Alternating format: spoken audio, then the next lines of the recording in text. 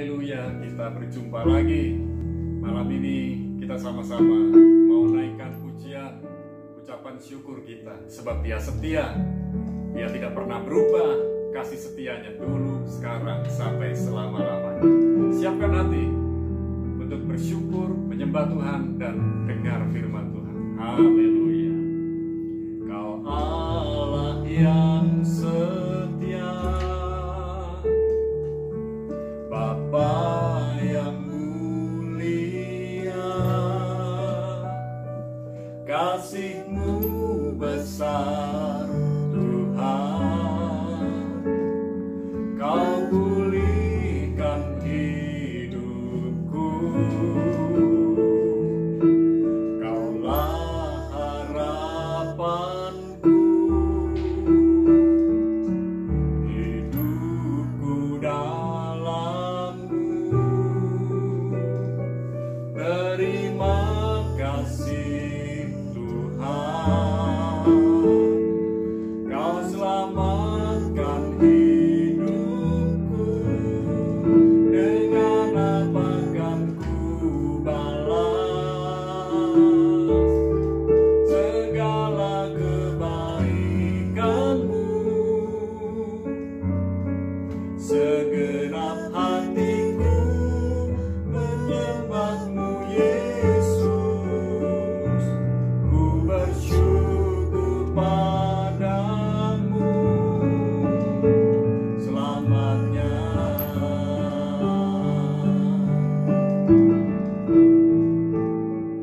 Kau Allah yang setia, Bapa yang mulia, kasih-Mu besar Tuhan.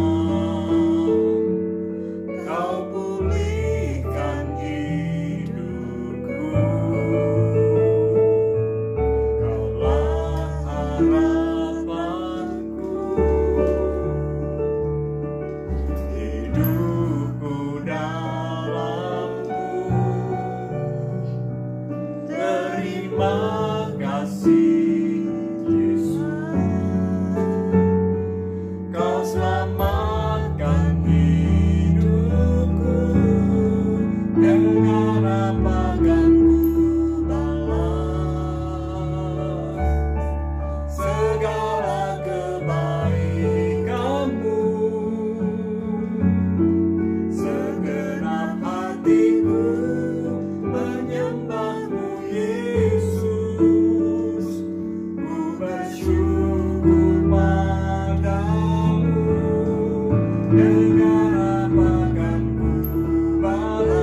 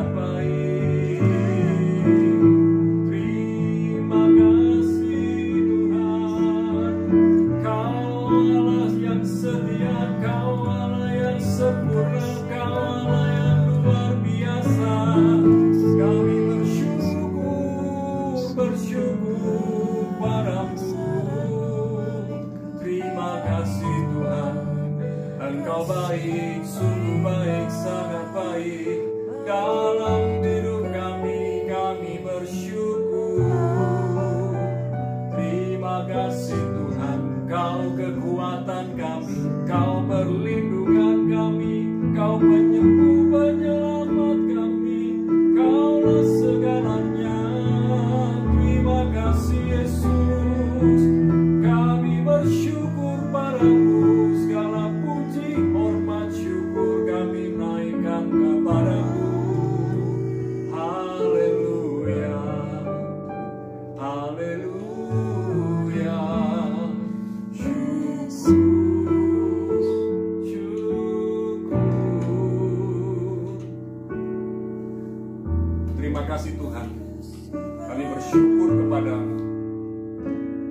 Seringkali kami tidak tahu apa yang harus kami perbuat untuk kami bersyukur kepadamu. Tetapi malam ini kami mau percaya kepadamu, merenungkan firman-Mu, mengandalkan-Mu dengan sungguh-sungguh, bahwa dalam setiap aspek kehidupan kami, Tuhan, mari turut campur dalam kehidupan kami, turut serta dalam kehidupan kami, berbicara kepada kami lewat berbagai macam hal, sehingga ketika kami ditegur, kami berespon benar. Terima kasih Tuhan, kami mau dengar firman-Mu, biar kami makin bertambah hikmat, bertambah kekuatan, dan biarlah pertolongan Tuhan selalu kami nikmati tepat waktu. Terima kasih Bapa, kami siap dengar firman-Mu. Amin. Haleluya. Kita mau sama-sama dengar firman Tuhan. Nah, saya mau sharing tentang mengatasi kekecewaan. Siapa sih yang belum pernah kecewa? Siapa juga yang pernah kecewa? Dan saya yakin kita semua pernah kecewa. Namun bagaimana kita menghadapi kekecewaan, bagaimana kita mengatasi kekecewaan, itu sangat penting. Dan apa yang menjadi penyebab kekecewaan dalam kehidupan kita, ini yang akan kita pelajari bersama-sama. Habakuk menceritakan tentang kekecewaan. Dalam Habakuk pasal yang ketiga, ayat 17 sampai yang ke-19. Saya akan bacakan buat kekasih Tuhan, dan kekasih Tuhan boleh siapkan Alkitabnya atau gadgetnya. Habakuk 3 ayat 17 sampai 19. Habakuk itu sebelum Sefanya. Sekalipun pohon ara tidak berbunga, pohon anggur tidak berbuah, hasil pohon zaitun mengecewakan, sekalipun ladang-ladang tidak menghasilkan bahan makanan, kambing domba terhalau dari kurungan, dan tidak ada lembu sapi dalam kandang. Namun aku akan bersorak-sorak di dalam Tuhan, beria-ria di dalam Allah yang menyelamatkan aku. Allah Tuhanku itu kekuatanku. Ia membuat kakiku seperti kaki rusa. Ia membiarkan aku berjejak di bukit-bukitku untuk pemimpin biduan dengan permainan kecapi. Kekasih Tuhan, apa yang disampaikan oleh Habakuk ini sangat luar biasa. Dia berkata, sekalipun, dan hari ini pun kita dapat berkata dengan masalah-masalah kehidupan yang sedang kita hadapi. Sekalipun ada banyak masalah, sekalipun ada banyak hal yang tidak ku mengerti, sekalipun ada hal-hal yang mengecewakanku, sekalipun hal-hal yang negatif yang lainnya, mari jangan kecewa. Karena kita harus belajar punya sikap seperti Habakuk. Dan dia berkata, namun. Jadi kata sekalipun dan namun ini penting dalam kehidupan kita. Jangan sedikit-sedikit mengeluh, sedikit-sedikit mengomel, sedikit-sedikit menggerutu. Namun mari kita belajar untuk bersuka cita. Sebab dikatakan Allah Tuhanku itu kekuatanku. Orang yang bersyukur, orang yang bersuka cita beroleh kekuatan dari Tuhan. Tetapi orang yang bersungut-sungut itu akan melemahkan iman. Orang yang bersungut-sungut membuat sel-sel imun dalam dirinya menurun. Dan orang yang bersungut-sungut membuat dia loyo dan tak berdaya. Dan kekasih Tuhan, mari kita belajar apa yang menjadi penyebab kekecewaan. Ada banyak orang bisa kecewa karena ada masalah yang datang bertubi-tubi, datang terus, silih berganti. Dia capek dan dia berkata, mengapa aku dihinggapi masalah terus? Mengapa masalah datang berturut-turut dalam kehidupanku? Apa salahku? Belum tentu kita punya salah. Setelah kita koreksi diri, ternyata kalau kita tidak salah, tetap bersyukur. Jangan kecewa. Memang masalah hari-hari ini datang bertubi-tubi. Makin dewasa hidup kita, makin dewasa iman kita, makin dewasa rohani kita, makin banyak masalah datang bertubi-tubi. Sebab masalah itu sebenarnya adalah berkat buat kita. Jadi jangan berpikir selalu minta berkat yang enak, yang nikmat, yang indah, yang luar biasa. Ternyata di balik masalah selalu ada berkat Tuhan. Tuhan tidak memberikan masalah, tetapi terkadang kita jatuh ke dalam masalah sendiri. Terkadang iblis berikan masalah, tetapi respon kita yang benar, reaksi kita yang benar, membuat masalah bisa jadi berkat. Dan ada banyak orang kecewa karena punya pengharapan yang berlebihan. Dan ternyata yang diharapkan mengecewakan. Ternyata yang diharapkan tidak sesuai dengan apa yang menjadi harapan kita. Saudara, oleh sebab itu, mari kita belajar. Jangan memiliki pengharapan yang berlebihan. Sehingga kita ini akhirnya punya pengharapan yang tidak kesampaian. Mari kita juga belajar untuk tidak sering meremehkan hal-hal yang kecil. Kita gampang kecewa karena kita ini sering meremehkan hal-hal yang kecil. Saya dan istri belajar banyak. Ada hal-hal kecil yang kadang-kadang diremehkan orang, ya, dan itu bisa menjadi penyebab masalah. Coba bayangkan kalau Anda tidak bawa KTP dan Anda tidak punya foto dari KTP Anda ketika Anda berpergian, itu bisa jadi masalah, ya. Nah, ada penyebab kekecewaan yang lain, sering berpuas diri. Orang yang sering berpuas diri merasa nyaman, merasa aman dengan apa yang ada dalam dirinya, sering lupa, sering terlena karena mereka tidak menyadari. Sering berpuas diri dapat membuat orang lengah dan itu bisa diterkam oleh iblis. Saudara, penyebab kekecewaan yang lain adalah sering menyia-nyiakan waktu.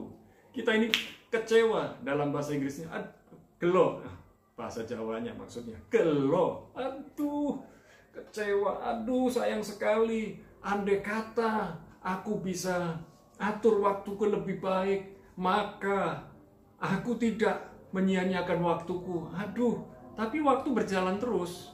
Usia kita pun bertambah terus. Mari kita belajar untuk mengatur waktu kita dengan baik. Setiap orang diberi 24 jam setiap hari. Ayo kita atur waktu kita dengan benar, dengan baik, kita kelola. Dan penyebab kekecewaan yang lain adalah merasa dibohongi, diberi janji, tetapi ternyata tidak ditepati. Orang bisa kecewa. Mari, dalam kehidupan kita, jangan gampang membuat janji. Apalagi kita gampang bersumpah.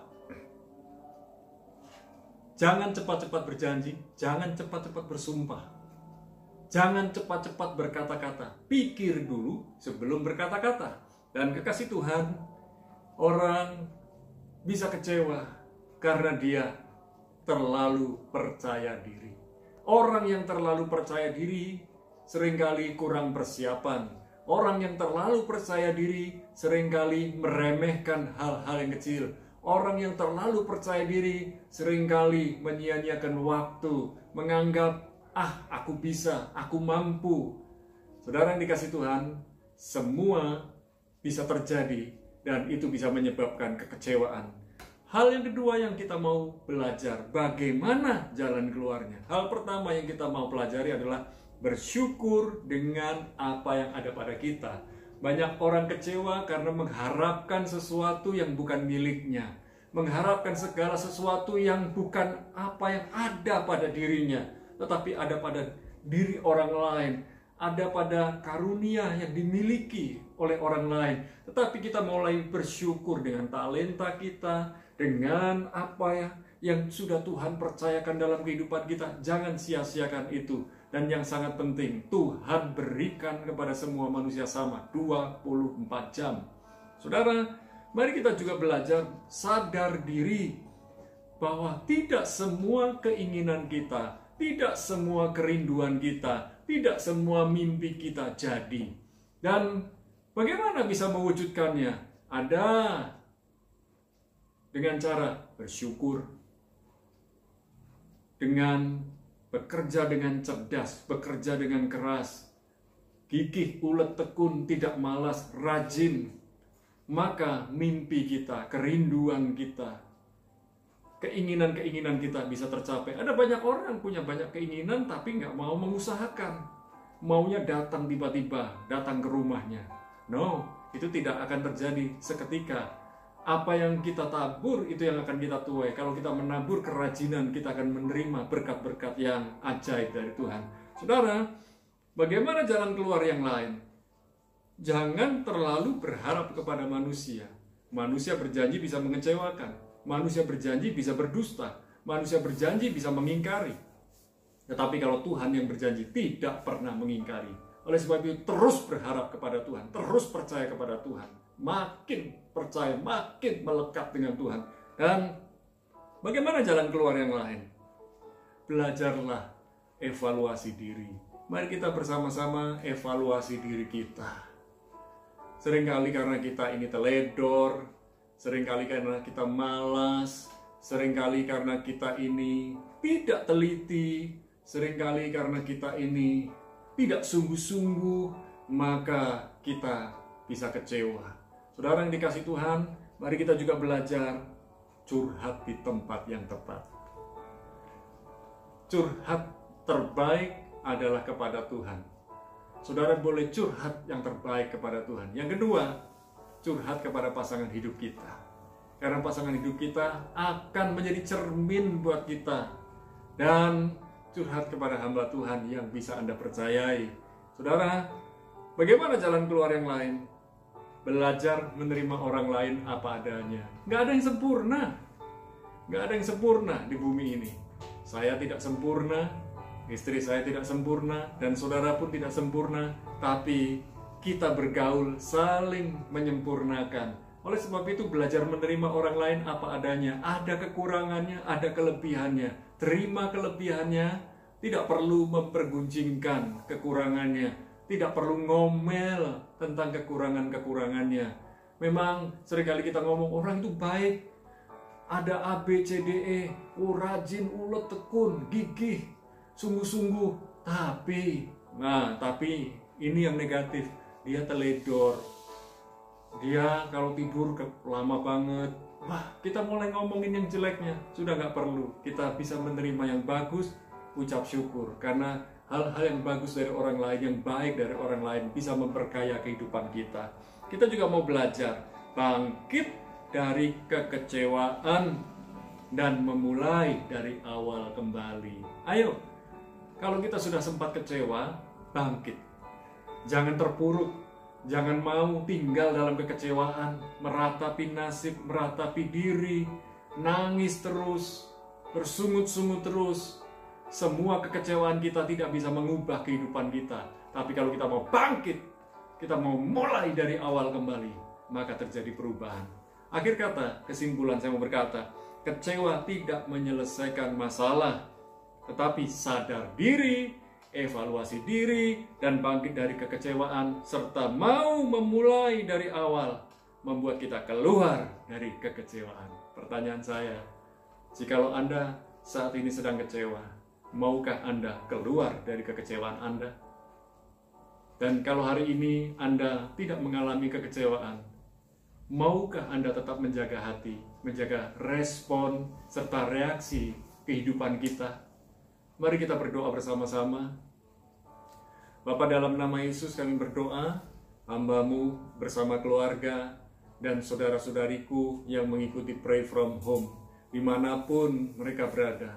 Kami berdoa, kekuatan Tuhan, hikmat Tuhan, pertolongan Tuhan memampukan kami keluar dari kekecewaan, memampukan kami tidak tinggal lagi dalam kekecewaan, tetapi membuat kami bangkit kembali, membuat kami bersungguh-sungguh kembali, memulai dari awal. Dan malam ini juga kami berdoa buat anak-anak kami yang sedang ujian. Tuhan memberi hikmat buat mereka untuk dapat belajar dan menyerap apa yang mereka pelajari, sehingga ketika menghadapi ujian, mereka dapat menyelesaikan setiap ujian yang mereka hadapi dengan tuntas, dengan baik. Dan kami juga berdoa buat saudara-saudariku yang hari-hari bekerja dan yang melayani dalam pekerjaan Tuhan. Kami berdoa ya Tuhan, baik yang melayani di gereja, Tuhan memberkati mereka, yang memberkati hamba-hamba Tuhan yang melayani umat Tuhan, sehingga mereka dapat hidup berkecukupan, bahkan berkelimpahan, bahkan segala keperluan kebutuhan mereka sudah Tuhan cukupkan. Dan kami juga berdoa, jikalau ada rekan-rekan hamba Tuhan yang sedang membutuhkan pertolongan di dalam pembangunan gereja, kami berdoa, Tuhan yang sudah memulai untuk merintis pembangunan gereja, gedung gereja, Tuhan juga yang akan menyelesaikan lewat tangan-tangan orang yang menabur buat pekerjaan mereka. Dan kami juga berdoa buat saudara-saudariku sebagai karyawan maupun pengusaha, baik di dunia finansial, perbankan. Kami juga berdoa yang bekerja di peternakan, farmasi, perkebunan, pertambangan, perindustrian, transportasi, pariwisata, dan pekerjaan-pekerjaan yang lain. Kami berdoa ya Tuhan, baik di toko, di gudang, di apotek, di pabrik-pabrik, Tuhan turut campur dalam pekerjaan mereka. Dan biarlah setiap kami yang bekerja dengan sungguh-sungguh, melayani dengan sungguh-sungguh, yang menjaga protokol kesehatan dengan sungguh-sungguh, Tuhan sudah berkati dengan cara yang khusus. Mampukan kami untuk tetap tabah, sabar, ulet, dan minta hikmat dari Tuhan selalu dalam bekerja. Terima kasih Tuhan, malam ini kami juga berdoa buat saudara-saudari kami yang sedang mengalami sakit, khususnya Bu Rahayu. Tuhan menyembuhkan paru-paru dan jantungnya.